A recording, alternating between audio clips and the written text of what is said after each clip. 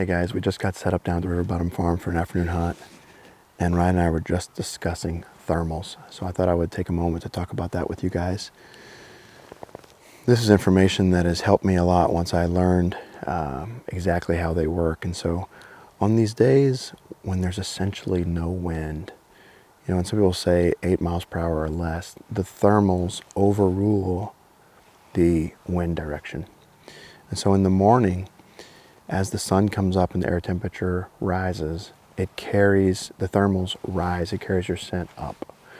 And so it's a good time to get into some of your thick bedding areas where you might have deer on all sides of the tree. A low wind day with thermals rising. We've had a lot of success on this farm using that strategy.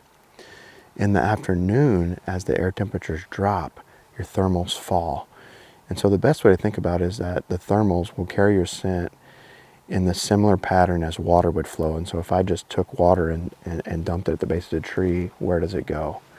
And so if you're on a ridge top and it's in the afternoon, as the sun sets and the temperatures drop, the thermals will carry your scent down to the valley below. And so whichever valley you want your scent to fall into, you just set up your stand on that side of the ridge and it'll carry your scent down to the valley below. And hopefully that big buck is just cruising that ridge top in front of you. Hopefully you guys can use that information in your strategies chasing after your target buck.